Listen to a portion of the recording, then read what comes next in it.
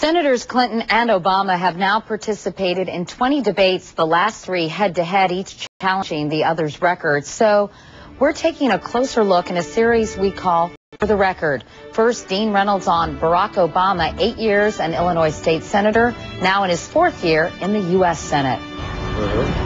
O-B-A-M-A. Barack Obama doesn't have to spell out his name anymore, just his record. Issue after issue that is important to the American people, I haven't simply followed, I have led.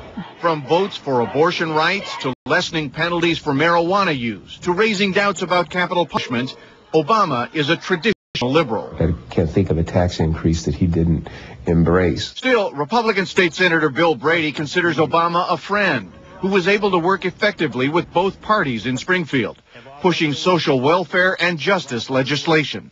Republican, independent, or Democrat. He was very willing to ask anyone to help an initiative that he may be pursuing. Including a bill requiring police to videotape interrogation. Obama overcame opposition from the governor, the police, and members of both parties to pass the bill. But there was something else about his time in Springfield.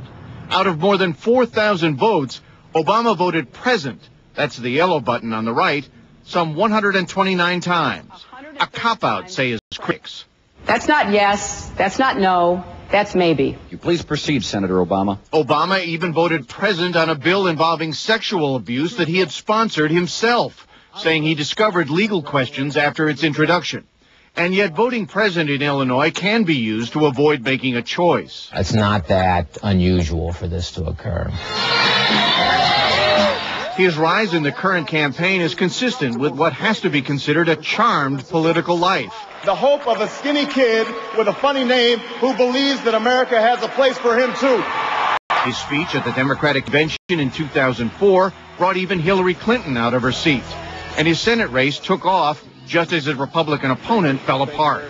The Obama phenomenon, that's the wave that's just hasn't stopped, that just continues to crest. Once in Washington, Obama supported efforts to cut dependence on foreign oil, provide relief for wounded soldiers, and he led a successful fight to limit the influence of lobbyists. A lot of the detail in terms of the disclosure provisions for lobbying really came from Obama. But there are some questions. I said very early on I would not take PAC money. I would not take money from federal registered lobbyists. Not now, but he did accept at least $1.2 million from special interest political action committees for his U.S. Senate campaign, and that helped elect him. He takes credit for battling the nuclear industry, but a plan to improve reporting of radiation leaks was watered down by him, partly due to industry opposition, and never passed.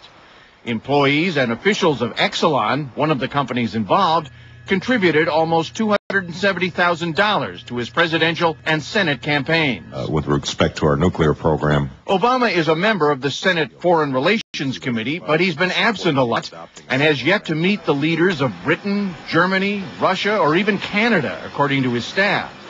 Because he is so new to the national scene, questions persist about Barack Obama's identity, who he really is. Questions his political opponents will be only too happy to answer this fall. Thank you. No flag pin on his lapel, no hand on his heart that one time. Opponents call it unpatriotic. Is he a Muslim? The whispering persists no matter how often Obama debunks it. I've been going to the same church for 20 years, praising Jesus. That church is the Trinity United Church of Christ. Self-described as unashamedly black with an emphasis on African culture, the church has been targeted by critics who call it separatist, racist, and anti-Israel. I consistently have not only befriended the Jewish community, not only been strong on Israel, but more importantly, I've to speak out even when it's not comfortable. Obama has said the church's former pastor and his spiritual mentor, Jeremiah Wright, is like an old uncle who sometimes will say things I don't agree with. Among Wright's pronouncements, that racism is how this country was founded and how this country is still run. A church-related publication saluted Nation of Islam minister Louis Farrakhan, a well-known anti-Semite, who in turn has praised Obama's candidacy as recently as last Sunday. I love that, brother. A gesture Obama rejected Tuesday night after some prodding. There's no formal offer of help from Minister Farrakhan that would involve me rejecting it. But if the word reject, Senator Clinton feels is stronger than the word denounce, then I'm happy to concede the point. And I would reject and denounce. Obama's long association with a now indicted developer named Tony Rezko could be a liability. An Obama fundraiser from the early 90s, Rezko goes on trial for fraud next week. But his unsavory reputation was well known for years. So it raised eyebrows when Obama and Rezko's wife, Rita, bought property next to each other on Chicago's South Side on the very same day in 2005, even though by then, Tony Rezko was under federal investigation. But no one has charged Obama with wrongdoing, something he has been quick to point out. Nobody has indicated that in any way was I connected with any of the things that he did. For good measure, Obama has given some $150,000 in Rezko-related campaign contributions to charity. But government watchdogs scratch their heads. So what we're left with is a question of, really, what was he thinking? And the warning signs to stay away were very clear. And Obama didn't heed. Obama was slow to walk from Tony Rezko. Could it come back to haunt him? If we have problems in this campaign, I suspect it's not going to be because of mistakes I've made in the past. I think it's going to be mistakes that I make in the future. His opponents will be waiting. Dean Reynolds, CBS News, Chicago.